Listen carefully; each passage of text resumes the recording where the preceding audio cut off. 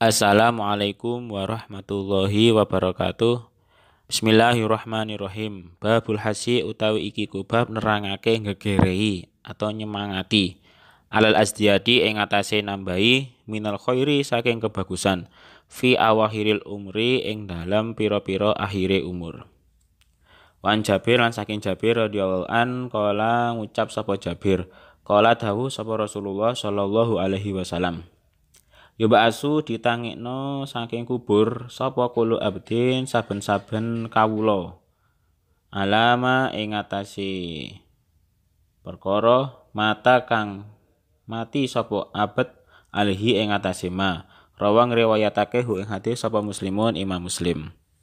Arti dari hadis ini adalah dari Jabir radhiyallahu an berkata bahwa Nabi Muhammad sallallahu alaihi wasallam bersabda, semua hamba akan dibangkitkan atau setelah mati menurut keadaan matinya. Muttafaqun alaih. Pelajaran dari hadis ini nomor 1, setiap manusia harus banyak melakukan perbuatan baik agar amal baik bisa menjadi teman pada hari kebangkitan. Ketika manusia meninggal, seluruh keluarga, kerabat, dan teman akan ditinggalkan. Begitu juga dengan harta benda. Hanya amal soleh saja yang menjadi teman atau penolong di alam kubur dan akhirat. Karena itu selagi masih hidup, manusia harus beramal soleh sebanyak mungkin. Nabi Muhammad SAW mengatakan, dari 3 hal yakni keluarga, harta benda, dan amal ibadah, hanya satu yang akan menemani kita hingga akhirat, yakni amal ibadah. Nomor 2, Nabi Muhammad merupakan teladan dalam beribadah dan berperilaku. Sebagai teladan bagi umat muslim, Nabi Muhammad SAW sangat taat dan rajin dalam beribadah. Tidak hanya ibadah wajib, namun juga ibadah sunnah. Selain itu, Nabi Muhammad SAW juga selalu berdoa sebelum dan sesudah melakukan kegiatan apapun. Membaca doa dianggap sebagai rasa syukur atas nikmat yang diberikan oleh Allah Subhanahu wa Ta'ala. Selanjutnya, Rasulullah Muhammad SAW adalah sosok yang berakhlak mulia. Sejak usia beliau, penduduk kota Mekah telah menjulukinya dengan Al-Amin, yaitu orang yang terpercaya. Bahkan beliau diutus oleh Allah sebagai Nabi dan Rasul terakhir untuk menyempurnakan akhlak manusia. Dan ada banyak akhlak yang bisa ditiru dari Rasulullah, salah satunya adalah perbuatan memaafkan. Rasulullah sering memaafkan bukan karena terpaksa atau karena tidak mampu membalas, melainkan karena beliau mempunyai kasih sayang dan keikhlasan sempurna. Sikap ini beliau contohkan bukan karena adanya paksaan, tetapi semata-mata untuk mendapatkan ridho Allah. Menurut Imam Al-Ghazali, memaafkan yang hakiki atau yang sebenarnya adalah ketika seseorang berhak atau mampu untuk membalas perbuatan seseorang, namun hak itu dilenyapkan atau digugurkan oleh dirinya sendiri, meskipun orang tersebut berkuasa atau mampu untuk mengambil haknya itu. Pelajaran yang nomor 3, isilah waktu dengan ibadah dan ketaatan semaksimal mungkin, karena kita tidak mengetahui kapan ajal akan menjemput, terutama ketika usia sudah lanjut ataupun ketika sakit.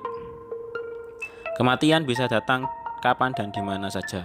Tidak ada seorang pun dari kita yang bisa mengetahui kapan waktunya. Semua menjadi rahasia Allah Subhanahu wa Ta'ala. Namun masih banyak orang yang lalai memanfaatkan waktu di dunia, sehingga ketika dia meninggal, dia tidak membawa amalan yang cukup untuk menghadap Sang Pencipta. Kematian bukan hal yang harus dicemasi karena ia sudah pasti datang. Namun sebelum kematian datang, alangkah lebih baiknya menyiapkan diri sebaik mungkin, terutama ketika usia lanjut atau dalam keadaan sakit. Dan berikut yang perlu dipersiapkan sebelum datangnya kematian. Yang pertama adalah mengerjakan amal-amal soleh.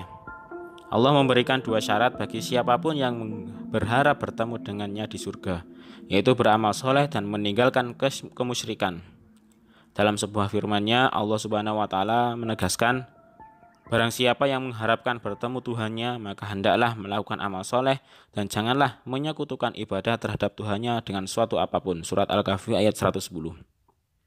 Amal soleh yang dimaksud dalam ayat di atas adalah segala bentuk perbuatan baik yang bersih dari riya atau pamer dan sesuai dengan tuntunan syariat, yaitu yang di dalamnya terdapat 4 hal, yaitu ilmu, niat, kesabaran, dan ikhlas. Selanjutnya adalah menjauhi perbuatan tercela, sebagaimana mengerjakan amal Yang tidak kalah penting adalah menjauhi perbuatan-perbuatan tercela. Yang dimaksud perbuatan tercela meliputi keharaman dan kemakruhan. Meninggalkan keharaman adalah wajib, sedangkan meninggalkan kemakruhan adalah sunnah. Demikian pula dianjurkan untuk meminimalisasi perkara mubah yang tidak ada manfaatnya. Para ulama salaf sangat berhati-hati menjaga dirinya dari perbuatan tercela. Bagi mereka yang terpenting tidak hanya meninggalkan keharaman dan kemakruhan, namun perkara-perkara mubah yang dapat melalaikan sebab perbuatan maksiat akan menciptakan noda hitam di hati sehingga menjadikannya keras, enggan menerima kebenaran dan malas beribadah.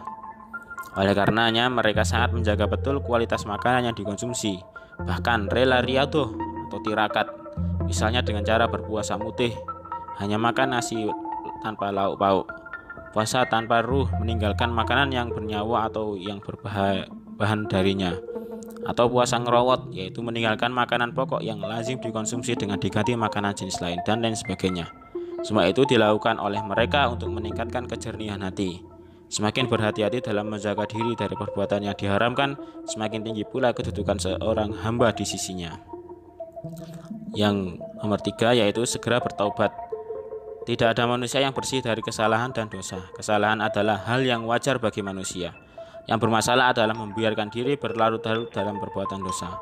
Kematian yang tidak dapat diprediksi kapan datangnya menuntut seseorang manusia agar segera bertaubat setiap kali melakukan dosa untuk menghindari akhir yang buruk dalam perjalanan hidupnya atau su'ul khotimah.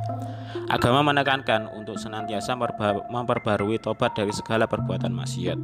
Syarat yang harus dipenuhi ketika bertobat dari dosa yang berhubungan dengan Allah ada 4, yaitu menyesal, melepaskan diri dari dosa yang diperbuat, bertekad untuk tidak mengulanginya, dan yang terakhir beristighfar.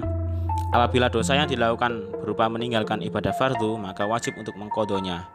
Sedangkan bila berhubungan dengan hak orang lain, maka wajib mengembalikan kepada pemiliknya atau meminta kerelaannya.